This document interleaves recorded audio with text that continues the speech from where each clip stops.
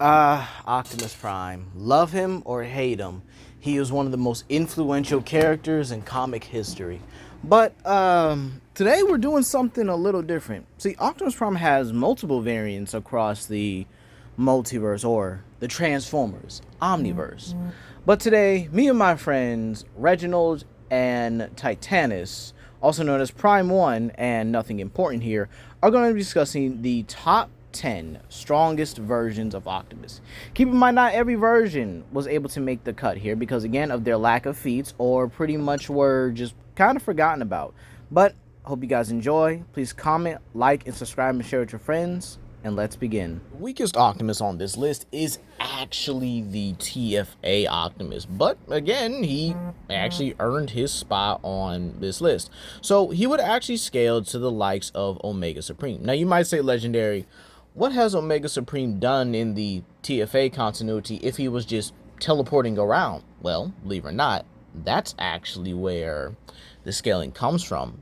Omega Supreme teleporting around was actually absorbing the trans warp energy, and this means his body has the power to contain this kind of energy.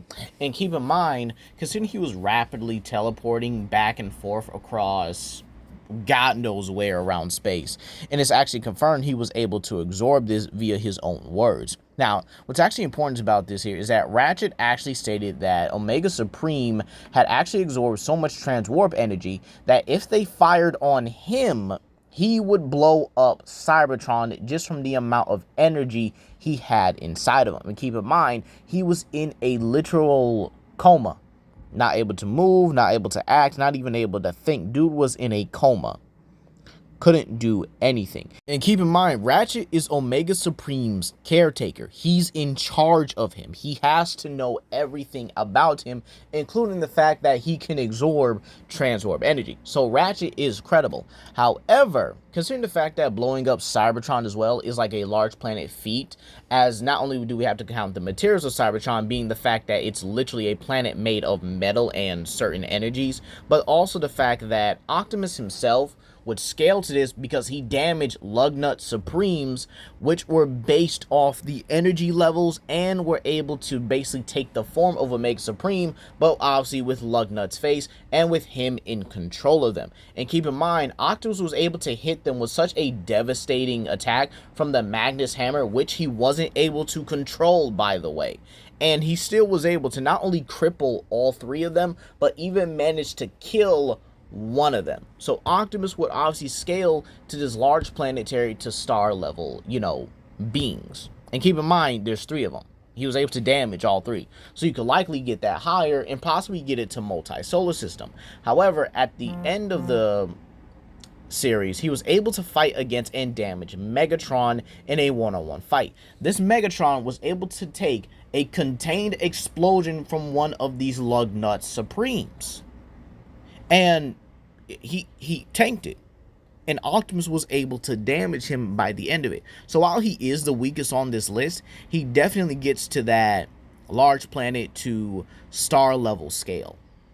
I had TransTech as stronger than Bayverse and even a line continuity Optimus Prime, but actually retaking a look at it, yeah, this dude definitely takes the number 9 spot. So let's actually talk about TransTech Optimus is actually Beast Machine's Optimus upgraded. So basically he gets reincarnated and actually ascends to a higher level that should allow him to combat some interdimensional threats. Again, they never really do it in the comics or at least the novelizations I've been able to read. But again, he is greater than Optimus nevertheless. So we then have to talk about it. How strong is Optimal Optimus? And well, Optimal Optimus would actually scale above Beast Wars Grimlock, which is, it's Grimlock on Demon Time once again. So you might ask yourselves, Legendary, how strong is this iteration of Grimlock? Is he as strong as his IDW counterpart? Is he as strong as Dinobot from Beast Wars? No and no. He is actually much stronger than Dinobot. You see, he would scale to Sharkrat. Now, Sharkrat is a herald of Unicron, actually being able to bond with the various energies of him and actually gained a lot of power. And I mean, dude was definitely like top 3 strongest in the verse at the time, I would definitely say. Now, Shockrack himself was actually so powerful that he was actually going to rewrite the entirety of the Beast Wars history. This would basically include the entire Beast Wars multiverse, as again, history and Transformers will relate to their continuity. This means that the entire Beast Wars continuity, from the cartoon to any games and the comics and obviously, the TV shows and stuff like that. And I think I said it earlier, my bad. But yeah, he was going to actually rewrite all of it and actually put himself on top. But this would have also allowed Unicron to come in and just swallow the entire verse whole.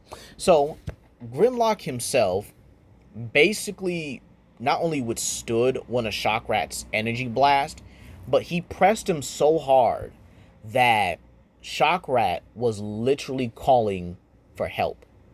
Like, he was literally asking the soldiers to come and help him because he can't really get his plan off or utilize his time manipulation in order to get Grimlock off him. Meaning Grimlock was pressing this dude so hard that he couldn't even get this attack. He couldn't even get off his plan because Grimlock was pressing him so hard.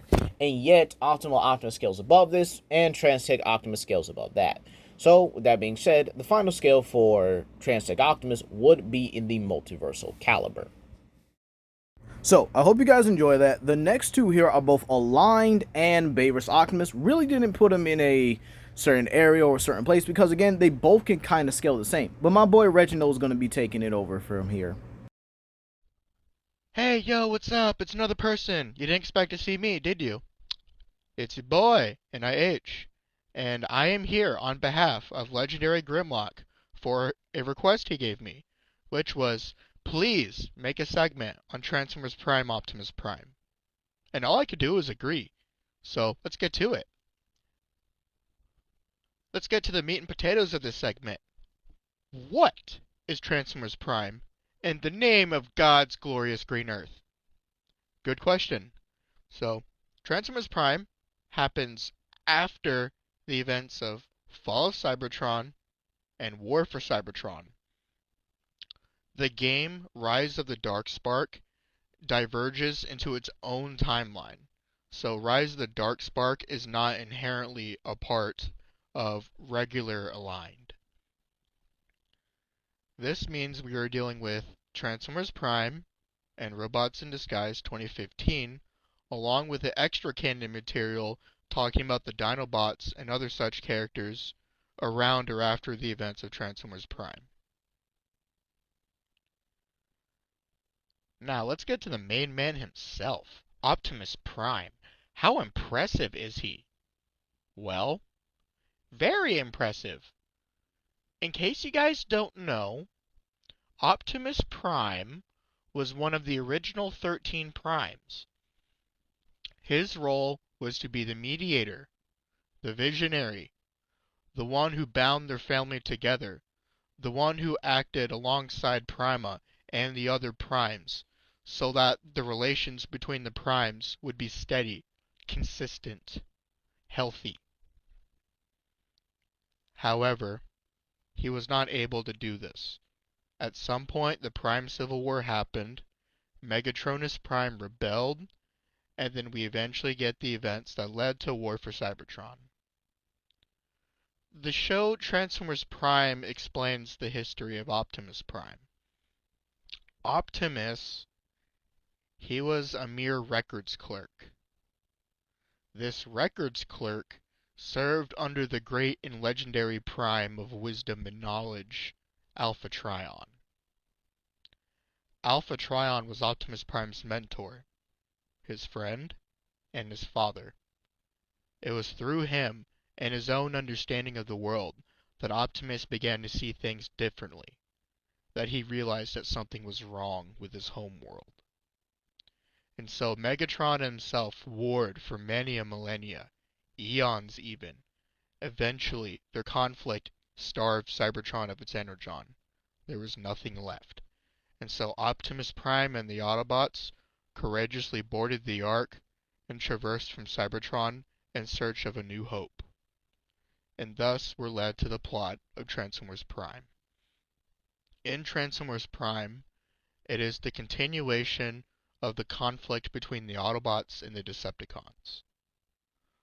At this point, it's been made pretty clear that Optimus Prime was the one who was the victor of the duel between himself and Megatron. If you don't believe me, I want you to keep this in mind. In War for Cybertron, before he was Optimus Prime again, when he was still Optimus, he wielded a legendary battle axe, and he slammed it, and thus it defeated the ancient and legendary foe Trepticon, a Decepticon who could transform into an orbital space station. Or say Megatron and his Decepticons struggled against Omega Supreme, who, even though he was siphoning power from Cybertron itself to continue the fight, Omega Supreme was defeated, but not in the way you think. Megatron got access to the Dark Energon.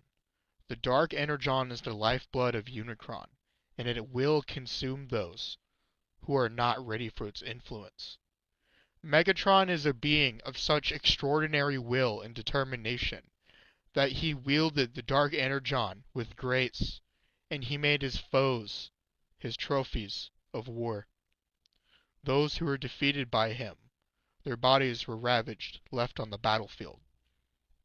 In Transformers Prime, it continues the story plot of Megatron with the Dark Energon.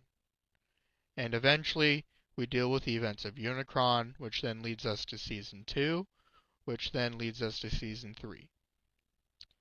Where does all this tie together? So, Optimus 2.0 is much more powerful than his regular variant. Optimus himself is the visionary, the mediator, the one who binds his family together. But when he became Optimus 2.0, he became something greater, something far more extraordinary. The Forge of Solus Prime was used in order to revive him, and so Optimus became not only a greater conceptual embodiment, but a greater person, a greater being. He became far more powerful physically. He was so strong, in fact, that Megatron could not ever hope to defeat him in a one-on-one fight from that point further. And then we go to the events of Robots in Disguise. Robots in Disguise, Optimus Prime is dubiously a ghost, not Ghost. But then he travels to the realm of the Primes, where they are of need for him. And then, although half-baked and nerfed, they give him the power of the Primes, so that he's able to throw down with Megatronus Prime. And with the help of Bumblebee and the other Autobots, they defeat him. Optimus Prime, at his peak, and if we assume that he's not nerfed, is very powerful. He has a healing factor, his sword-wielding skills are almost unmatched, only matched by Megatronus and Prima, and presumably other Primes. And his abilities were far and beyond what they were as his Beast Hunter variant at the end of Season 3 of Transformers Prime. For Predacons Rising, Unicron's back and is ready to throw down with everyone again. He revived Megatron's body. Megatron's body was a puppet at that point forth. When the Autobots were contesting Megatron, they were really contesting Unicron. And then eventually at the end of the movie, Optimus Prime drains the well of sparks into the Matrix, which is a part of his own spark now, meaning he is among the souls of those who have passed, and he is among the souls of those who will be birthed anew. Unicron at that point is defeated by being put into that well, and then that well is then sealed forever so that Unicron can never hope to escape. Which leads us to our question today. How strong is aligned Optimus Prime? Optimus Prime, as one of the 13 Primes, before he got the Matrix and became even more powerful, was among the weaker of the 13 primes. This includes Vector Prime, Prima, Megatronus, and the other primes, who haven't had as much detail being discussed about them. Vector Prime perceives multiple realities at once and multiple timelines at once. He does not view time in the linear sense. So therefore, aligned Optimus Prime is immeasurable speed before the events of Transformers Prime. As for attack potency, it's also interesting. We know the universe itself is a fourth-dimensional universe, and we know the primes themselves are higher-dimensional beings, as they are children of Primus. Not only that, but the realm of the primes transcends the fourth-dimensional universe. And it is very possible that Prima's sword, which can split the cosmos, can indeed also split the cluster that they're in. Depending on how you look at Transformers Prime, it is anywhere from 5th dimensional to 6th dimensional, or high multiversal to complex multiversal. Sup fellas, it's your favorite loser, nothing important here, and today we are covering Bayverse Prime! I volunteered to do Bayverse and Bayverse Align for a Grimlock, so here we are. Okay, so you're obviously here for a top 10 list. What's the spicy stuff for Bayverse? Well, let's get to the point. In the first movie alone, Optimus's spark was directly compared to the Allspark, which naturally would mean Megatron's spark would also compare to the Allspark. And the two of them are considerably equal in the first movie, though Optimus had to hold back, which made him vulnerable, which is why he ended up losing the duel. Okay, pretty spicy stuff so far. Why does the Allspark matter? Well, the Fallen is one of the oldest beings in the mythos. Not Quintessa old. Quintessa's older than your grandma. No, I mean this dude is old as heck, but he's also really smart about what he knows. The Fallen said, the Allspark made creation.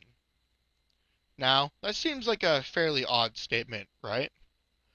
Well, if you recall that scene in the second movie, where Sam was losing his crap in that college class, and he's seeing all them symbols and all that stuff he's rambling about, he's not just blindly rambling. The truth is, what happened was when Sam picked up the Allspark piece and all the information about the Allspark went into his brain, that's what Megatron and the Decepticon doctor was talking about. That made Sam forcefully remember things that he shouldn't have remembered. And one thing in particular that people always talk about is the statement Sam made in that class, which is the other 17 dimensions thing. Now, I want to be clear, that's not 17D.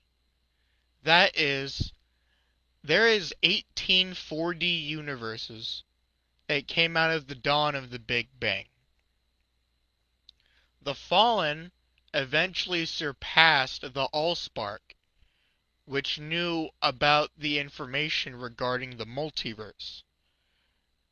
That supports the Fallen saying the Allspark made all of time and space, when the role of the Allspark alone is just to be a knowledge holder, an information piece, that the object itself doesn't matter because the Allspark itself is raw information, meaning the cube is just a vessel in the first movie. So, there you go! Your Allspark lore. Now, what about some other cool stuff? So, we can actually confirm that the Fallen was at full power by the end of the movie, because he didn't have much to regenerate compared to when he fought his brothers, as it was mostly just exhaustion. Not only that, but we have no indication that he received internal injuries while battling his brothers, meaning that he would have been at full power by the end of the movie. And then Optimus Prime boxed him, and Megatron, at the same time. Conclusion: Bayverse Prime is Universal Plus to Low Multiversal, with Low Multiversal being quantified to 18 universes are going to be destroyed, because the Allspark made 18 of them. The Fallen surpassed the Allspark, so it's pretty easy to cap Bayverse at Low Multiversal. Now, one more thing I want to bring up is the Fallen's title being Omniversal Tyrant. It's a vague implication that the Fallen can go even further than Low Multiversal, but we're not completely sure, as it's just a title, so we have no confirmation on whether or not he's literally infinite 4D or some goofy stuff like that, ignoring Aligned. As for speed, it's pretty easy, but also fairly broad. Megatron's an intergalactic jet. He's also been stated as interstellar. He intrinsically has to move at light speeds or faster than light speeds to travel between galaxies. He's traveled through a myriad of galaxies, an uncountable amount, as in he literally lost count after tens of thousands of galaxies.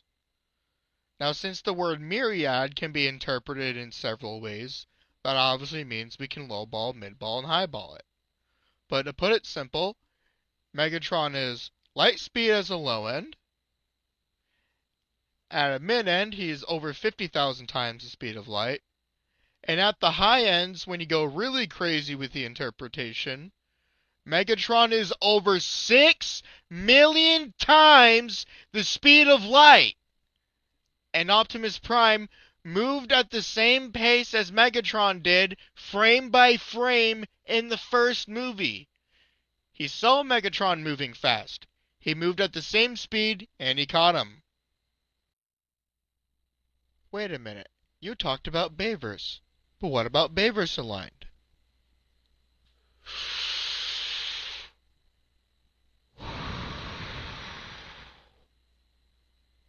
Alright, roll a clip. The matrix of leadership, formed from Primus himself, grants the bearer the wisdom of the Primes.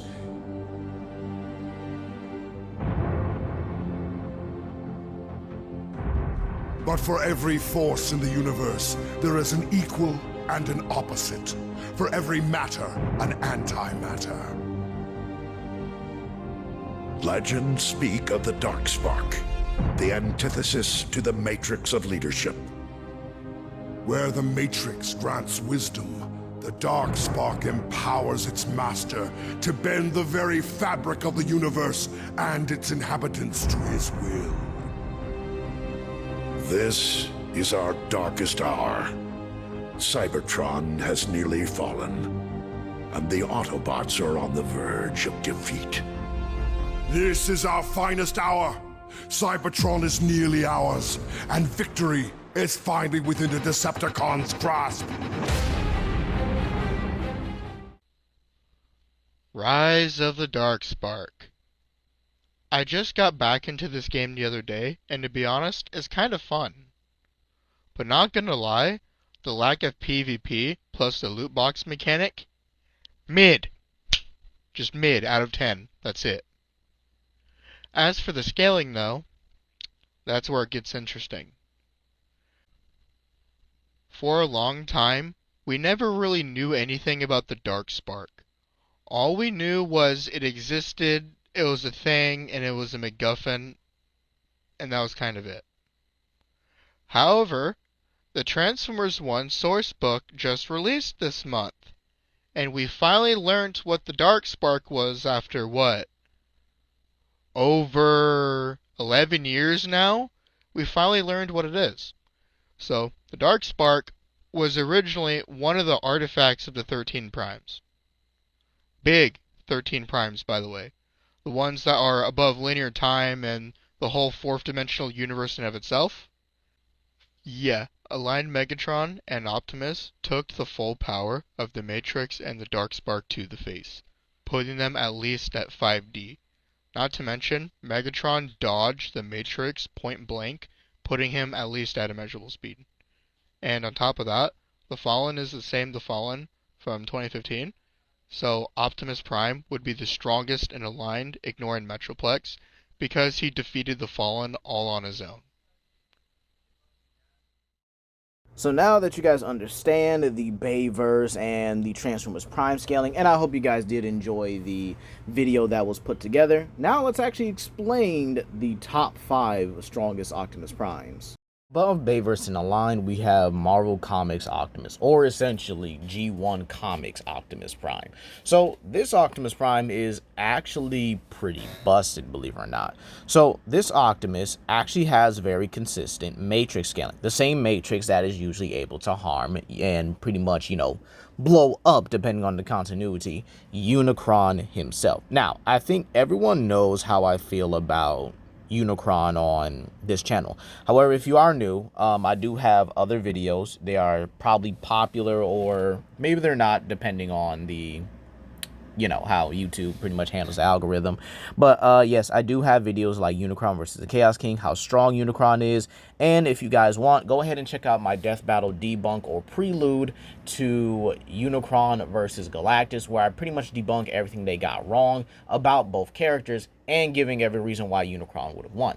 However, for this scale, he would scale to the Matrix. It's pretty consistent. And considering Unicron himself, obviously I'm just going to keep this brief, is the embodiment of chaos itself, able to literally destroy everything. Yes, you can even say he destroyed the Marvel Universe on multiple occasions, considering the fact that he was a part of the Marvel continuity for a decent amount of time, so you could easily say he just wiped out everything and no one could stop him.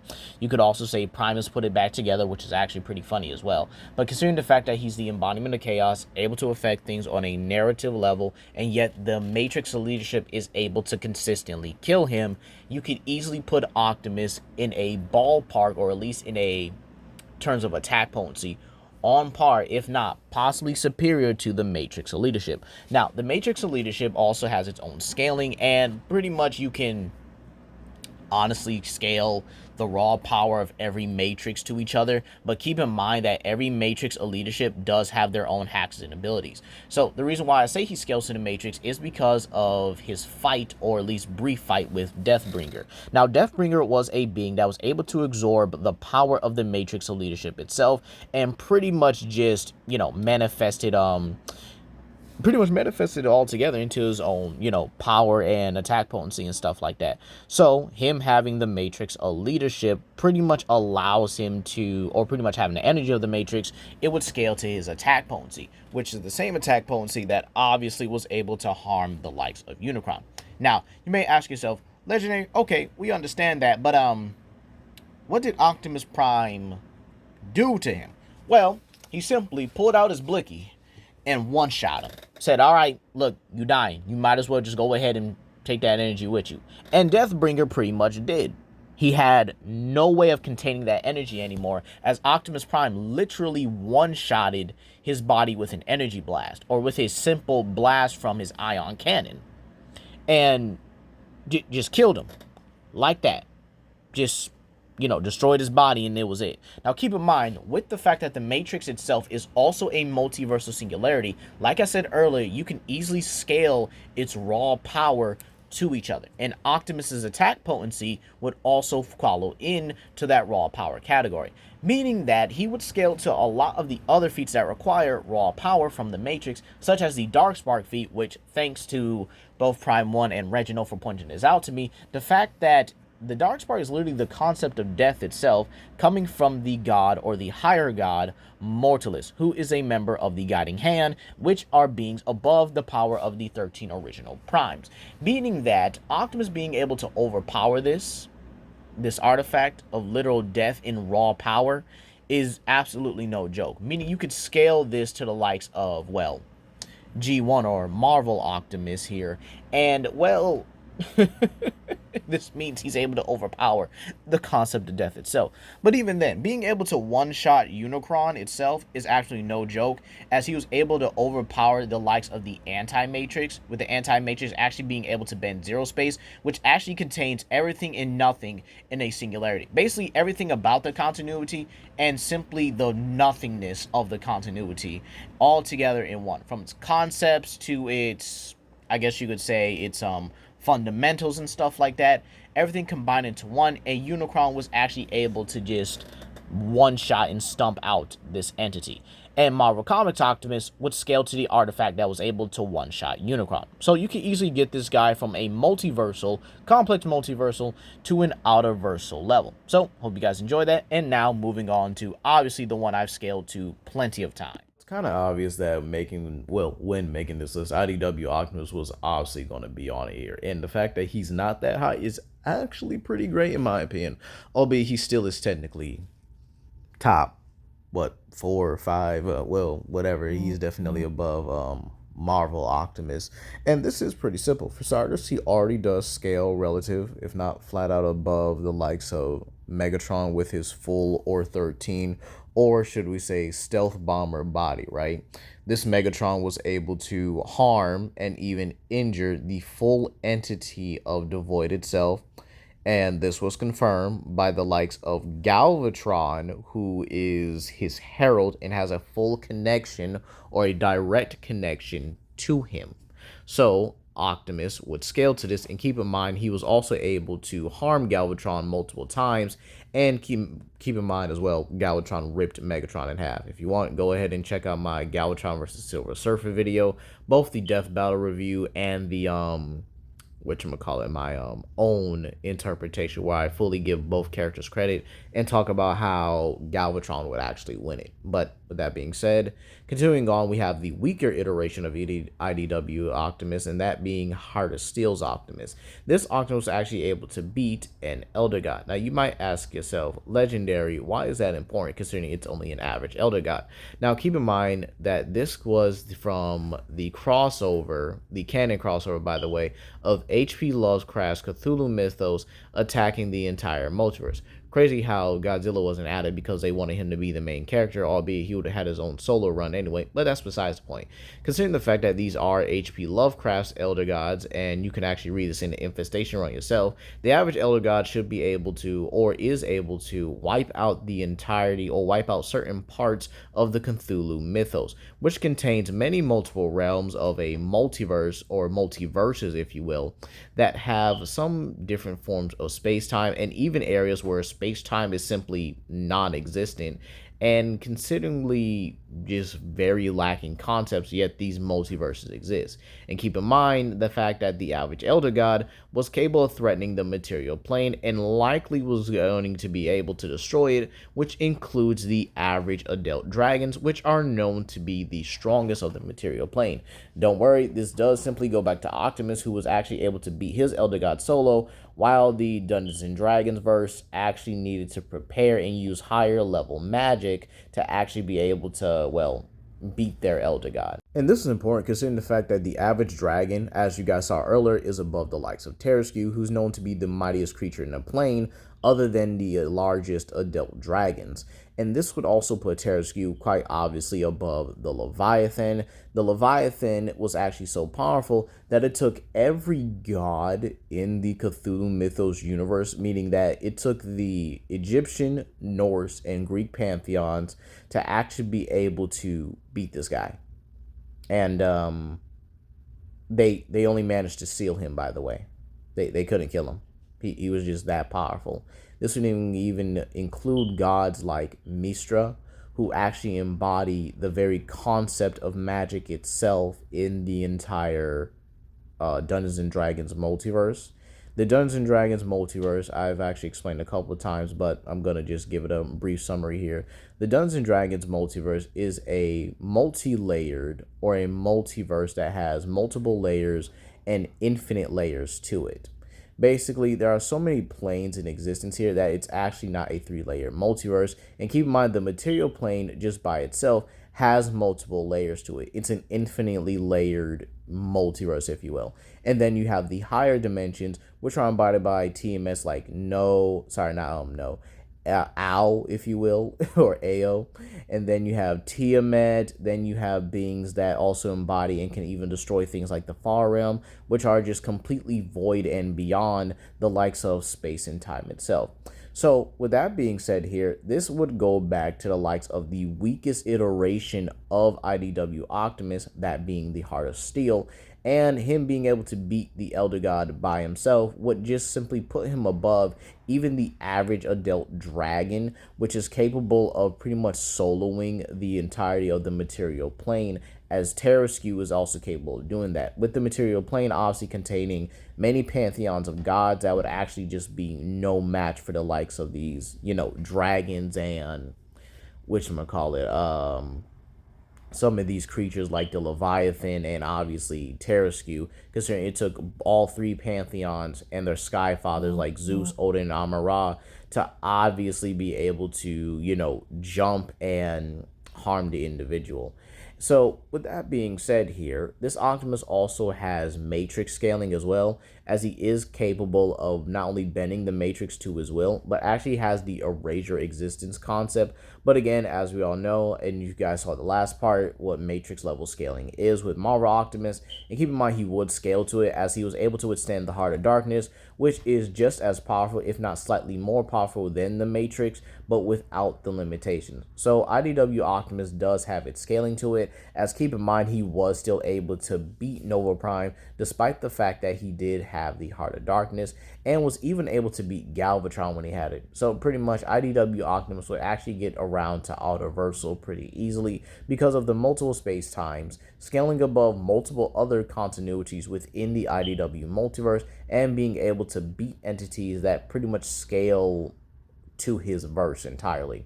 So with that being said here, yeah, he pretty much he gets that. So now let's actually talk about an Optimus Prime that is definitely stronger than he is. Real here. Obviously, Unicron Trilogy Optimus was going to be above IDW. I mean, come on now. Y'all already know how I feel about him compared to IDW. I think he speed blitzes. But let's actually talk about it, right? For starters, did you know he was actually able to tank a Matrix that had infinite possibilities in it and proceeded to use this same exact energy? Now, mind you, he did combine with his second in command Jetfire. No ifs, ands, or buts about it. Ain't nothing wrong with it. That's still part of his power. But he actually channeled this energy and used it to injure one of the strongest avatars of Unicron. Now, like I said earlier, Unicron is actually able to devour narratives. But here's the funny part about it, right? Not only was he trying to attack the writer of the comic, and again, it's like a full discussion with it, but the fact that he was literally eating, destroying, and straight up erasing his own narrative like it was nothing to him. So Optimus was able to use this exact energy, mind you, and hurt a being that could literally tear apart his own narrative like it's nothing. I find that absolutely scary to think about, considering that fact that this Prime is already stronger than the previous ones, right? But let's also talk about the fact how he's above Vector Prime. Yeah, he's above some of the avatars. If not, I would definitely say he's above the avatars of the 13 original Primes. I mean, that shouldn't be a problem, right? Considering the fact that not only did Vector Prime defeat this stronger Ramjet, and keep in mind, Ramjet had the following. He had antimatter, which negates mathematics and actually destroys them. He also had the power of Unicron, okay? And he had 5 minicons, which is like a 10 times multiplier, if I remember correctly, right? And so he had all these, plus he absorbed 4 dead universes, 4 or 5, I believe. And he absorbed them because they were raw and volatile with power. So keep in mind, he had all that. And Vector Prime still beat this man with Raceling and his own Cyber Planet Key, plus his own minicon, Safeguard as well. So Vector Prime still won that. But wait, you know what else is the best part about it? One of his weaker versions was able to stop the dead Matrix as the energy was pouring out. So he essentially tanked that energy. With the dead Matrix actually being a corrupted version of the Matrix that was pretty much, corrupted throughout years and years of torturing and mangling it via Unicron's dark energy. And this was actually confirmed to be able to kill Primus. Absolutely insane. So, not only did Unicron Trilogy Optimus stop this, with his bare hands, mind you, but he also withstood that kind of energy. It's almost like this was actually pretty consistent. Oh, wait. Huh. Now that I think about it, it actually is. Because he scales above Galvatron. Or at least at the very end of it, he scales relative to Galvatron. And in all honesty, I think that maybe if Galvatron had a better weapon, probably could have won it. But at the end of the day, it is what it is. He actually is able to overpower Galvatron, and the fact that they got stronger over the progress or the course of the series, excuse me. And the fact that Optimus eventually went on to beat him without Wing Saber, without Leo Breaker, without Jetfire,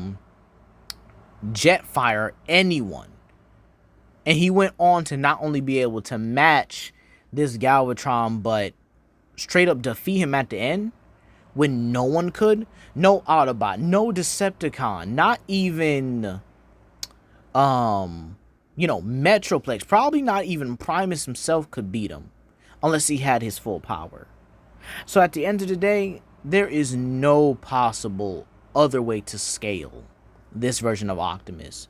He definitely gets to the Autoversal category, and I would definitely say he's above IDW in terms of everything. Strength, speed, durability, you name it. But now, on to the one that you guys have been waiting for. He is the one and only, the insatiable, unstoppable Alternity Optimus Prime. And well, pretty simple, pretty straightforward. You guys can easily get this one to high Autoversal and maybe higher. But the fact that the Alternities not only overlook the Omniverse, but they pretty much have a very simple scaling. Now, here's a fun fact. Did you know they can actually attack you in past, present, and future?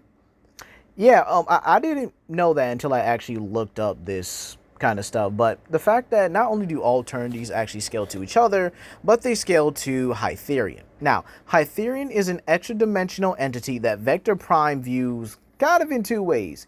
He is a threat, but he's also kind of like a very big dog that just doesn't listen to its owner. And Hytherian is actually considered a threat that could possibly even rival, if not somewhat surpass, the likes of Megatronus and even Unicron. So, believe it or not, I find this very entertaining, considering the fact that Hytherian, being a higher dimensional or a super dimensional being from the Alternity plane, a being that can literally eat time itself and can literally consume entirety of universal streams, even almost consuming the Primax universal stream. And the fact that they can actually apply their powers to themselves, with Skywarp being able to teleport in any place in time and even alter the events, Starscream is able to literally eat time itself, and Megatron can literally use his blades to cut the time flow from any universe altogether, or from any continuity altogether. Meaning that if he so wanted to, bro could just take his sword out and cut it. And just cut all the time off from that continuity. It's absolutely ridiculous. However, they also go further than this here. Their true forms also encompass the entire Omniverse. And then we also find out that Alternities are essentially composited forms. Now, there are some things that they can't do, which means that the other primes that are above him can do this. And that is because they do not have the ability to properly navigate through time. They can time travel, but they can't properly navigate it. It's like Flash. He needs the cosmic treadmill in order to properly navigate through time. Otherwise, if he just, does it himself naturally, he can honestly get lost on some occasions and ultimately mess up the timeline. So, yeah, there are certain things he needs to do, or certain preparations that they need to take to actually get to this kind of point. But believe it or not, I actually do think Alternity does deserve its place on the list, because again, in some ways I can definitely say it can be overrated to an extent. Like, oh, what about Alternity? Oh, what about Alternity versus, this one? Oh, so you don't know the strongest Optimus Prime? Well, it's Alternity. And in fun fact, he's really not the strongest after all. I mean, after all these years, I thought he would have been The strongest because, he encompasses the Omniverse with his true form, and he should be just below the true forms of the Primes when it comes to just raw power. But actually, there are stronger versions of him, such as the Cloud one, which I think is next here. And then there's also Star Convoy, who has a lot more going for him than I originally thought. So, with that being said here, how would I actually state that Alternity Optimus pretty much scales? Well, believe it or not, he is pretty simple. He is a high autoversal entity. I don't think there's really too many if and or buts about it, and this is because, again, I have to account for both his base form and his true form, considering the fact that, again, his true form is more of a infinite dimensional, infinite dimensional character, or infinite dimensional being entirely. So with that being said, that honestly does it for Alternity, and now on to the next ones. Now with those out of the way, I will not be talking from here on out, so be sure to comment down below, like and subscribe and share it to friends, and please go ahead and support some of my friends' channels as well. We'll move on to Transformers Cloud. For Cloud Optimus, there is 3 things we have to cover up. What is the Cloud World? How does it play a big role on the multiverse? And how does Cloud Optimus scale to this? Like, what are his speeds and his physicals? So, to this first point, Cloud World is basically a unique plane of existence created by the creator of life, or who is possibly the Krona architect. And the Cloud World basically is a nexus reality that holds the multiverse in place. So it pretty much governs the entire multiverse, and which Cloud has a unique entity called Sarah, which Sarah provides the Autobots these types of multiverse dimensional powers to time travel, to travel through the multiverse, travel through linear time and so on. Which so there you have Cloud World. And now to the second point, how does it even play a big role of the multiverse? So pretty much since it's said that the Cloud World serves as a nexus that holds the multiverse in place, and basically Sarah is the embodiment that it's the embodiment of the Cloud World, which means she is the only existence that embodies dependent and independent stuff such as space, time, etc. And the fact that Cloud would scale to the multiverse, so there are infinite universes, realities, possibilities, each existing in the space-time continuum, having 17 dimensions, and so on. You already know the cosmology. So how does Optimus Prime scale to this? Megatron and Optimus's battle in the prologue shook the Cloud World, which to the point anyone can sense their fight. Alright? And the fact that they fought and someone could literally sense their fight, this is an easy cap, which means that both Optimus and Megatron would scale off to the Cloud World. Alright? And that's not only it, so you can actually put him at easily hyperversal to high hyperversal for this. But however, according to Vector Prime, the Autobots of Cloud World were even involved in the Great Universe War, meaning Optimus was also in the Universe War, and he, just like the Plenticrons, he assisted the Alternity onto fighting the Hytherian. So you could say multiple Cloud casts pretty much scale to the Hytherian because the Autobots were also in the Universe War. So you can actually, scale Optimus to Hytherian. And Hytherian is known to be the beast of time who consumes timelines. And the Hytherian are comparable to the Alternity, who are higher dimensional beings that covered most eras or universes. And Hytherian is also that creature that was that Logos Prime encountered. Like, we got the new lore in the Transformers 1 sourcebook, and this is a reference of Vector Prime saying that the Hytherian can make Logos Prime insane. Like, he can drive Logos insane and all that stuff. And Logos Prime basically can enter to the astral plane, which means Logos would also scale to the astral plane. And you already know the astral plane scaling. It exists beyond the multiverse. It pretty much it's confined with the Afterspark or the Allspark, which is the crown of the Tree of Life, which is beyond the multiverse and all that stuff. And as said, the multiverse is infinite dimensional, all that stuff. So you can actually get Optimus at base around Hyperversal to Outerversal easily. Now, on to his specific EMP, Dimension Mode EMP. So, Optimus got powerful than before after he got his MacGuffin, which is Dimension Mode, by the combination of two Matrix of Leaderships and Sarah's power. Alright? And Sarah's power was stated to transcend the multiverse, or it's beyond the multiverse. With the help of this power, he went up against a Sarah and Megatron, who was stated to destroy the multiverse and rewrite it into his own image. And both Optimus and Megatron's fight not only distorted local space-time, but higher dimensions as well. Meaning that their battle will determine the existence of the multiverse.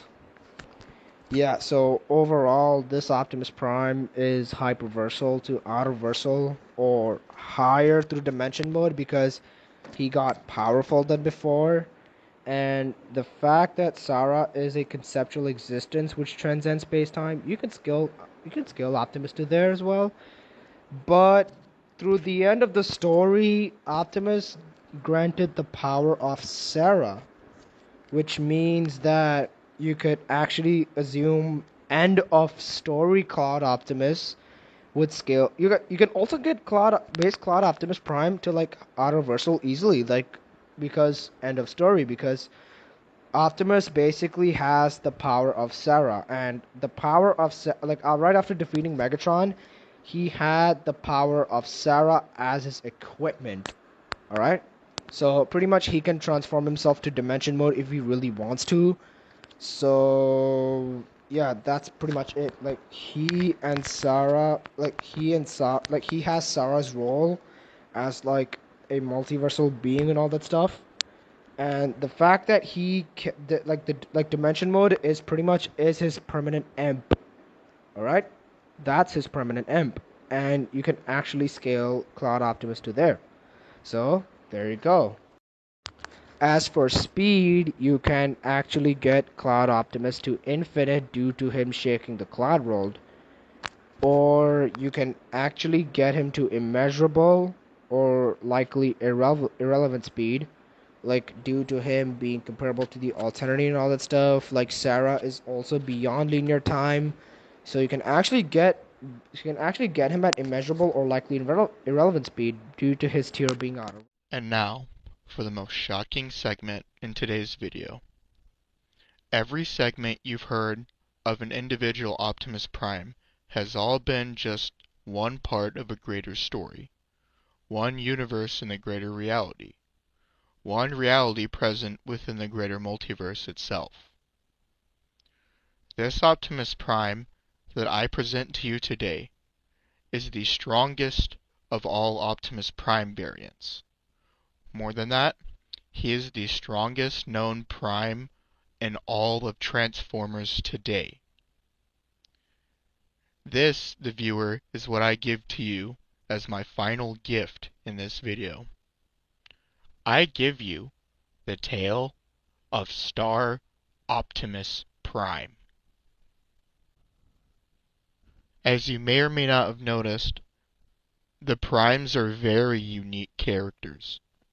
Each of them are conceptual embodiments of a particular thing, and each of them wield an artifact, an expression of their power, a personality of their own fighting abilities, something to describe themselves as a person with no words at all, yet none are needed, because you've been told and shown everything from their artifact. The Forge of Solus Prime, a hammer meant for construction, for creation, birthing. The Requiem Blaster, a weapon meant to annihilate all those in the way of its user. The Star Saber, a weapon wielded only by the leader of the 13 Primes. His name is Prima.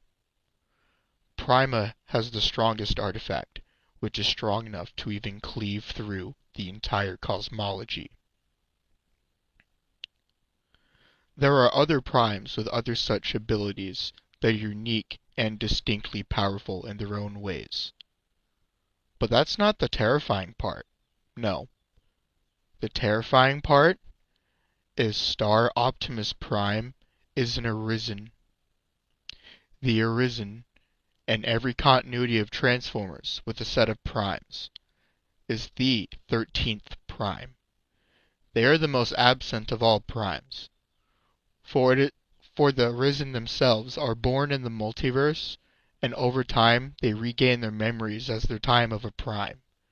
Their time of a Prime was in the same time frame as when the Primes existed and lived their own lives. The Arisen became mortal, and over time they regained their memories and became a greater person than what they've ever been before. They've learnt from their weaknesses, from their fragile fighting ability, that their cousins, brothers, even sister, all of them wield a power of their own that is legendary. And yet the Arisen has no power of their own. But little did you know, they did. They have something called the Scepter of Sparks. The Scepter of Sparks is an artifact wielded by the Arisen themselves. The Arisen is meant to carry the journey of the Primes, their story, their legend. That is the role of the Arisen in Transformers. And their artifact, the Staff of Sparks, or rather the Scepter of Sparks, is an expression of that tale. The Scepter of Sparks has access to all powers of the other Primes, each of which can be channeled through the Scepter and used at will. This is meant to represent the relationship that Optimus has with his siblings, that only they could entrust such a power to a brother of their own, one that is the most worthy of them all, the most noble, and soon, the most powerful. There is a lack of understanding on the Zodiac power. The simple definition of the Zodiac power is this. The Zodiac power is what birthed the entire universe, and soon, over time, it became a silver matrix. However, in this tale of Optimus Prime, in the age of the Primes, Optimus would be the one to do something no other being has done with the Zodiac before.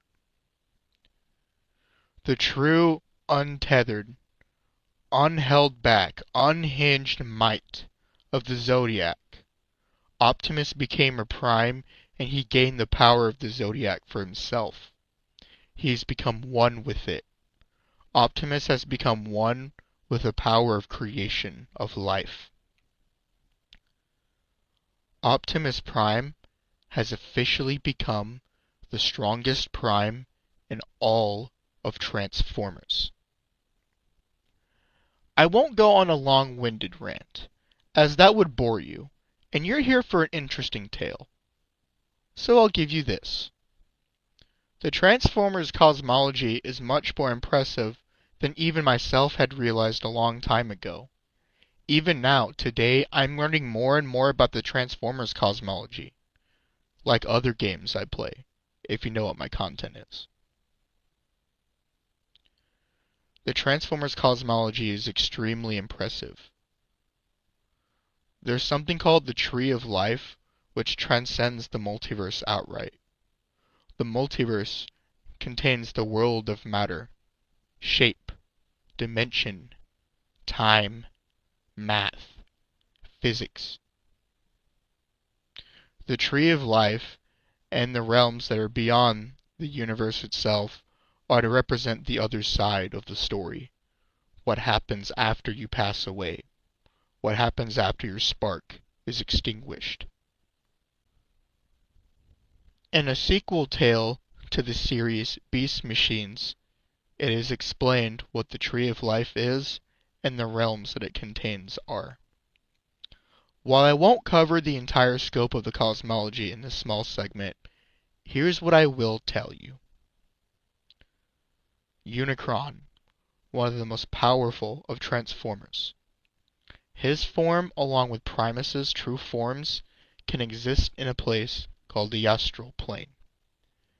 The astral plane is a place where concepts are irrelevant. In the astral plane, the strength of reality is now completely on the metaphysical.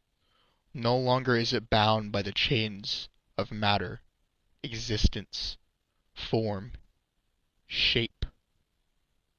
In the astral plane and the realms beyond it, they are not defined by the limits of physical reality. Earlier, I mentioned that the primes were something called conceptual embodiments. It goes even further than that. The astral plane can contain the full metaphysical powers of the primes. This includes Vector Prime and all the other primes, but Vector Prime is who I will focus on here for a moment. Vector Prime is the literal concepts of space and time. Yet even he, a god such as himself, has limited power. The true 13 primes are above everything, for they are the children, the will of Primus. Vector Prime is beyond all known concepts of space and time of the physical and metaphysical sort. I would even go as far as to say that Vector Prime is the belief or axiom of time, space, dimensionality, and cosmology itself. Yet even Vector Prime, whose power is almost unmatched, cannot rival the might of Prima and Megatronus Prime. Yet even the strength of Prima and Megatronus Prime are nothing to that of Star Optimus Prime. He has been stated verbatim as the most powerful of all primes. Star Optimus Prime is a character unlike any other that we've met, and I doubt it will be for a very long time that he'll be surpassed. For those of you watching the video in the year 2025, I would be interested to see the future of Star Optimus Prime. For the power scaling portion, here's what I will tell you. What I have described to you, using the astral plane alone, Vector Prime and the other primes, easily points towards outerversal, high outerversal, and even far beyond that. And that concludes the segment on the strongest Optimus Prime. If you guys have reached this point in the video, please like, share, and subscribe if you haven't already, because Grimlock is one of my best friends. I've known him for years, and he has never done me any wrong. As a friend of his, I implore you guys, please help him out. Now, I will send this back off to Grimlock so that he may conclude in the way that he wishes. And well, there you guys have it. I hope you guys enjoyed this video. Please comment down below, like and subscribe and share with your friends. And we will be back on schedule pretty well. Yeah, actually, yeah, we can just go ahead and get right back on schedule. I have 5 Monster Hunter videos left, a little bit of Smite content to get to you guys, and we'll actually get into more Transformer stuff pretty soon. Peace.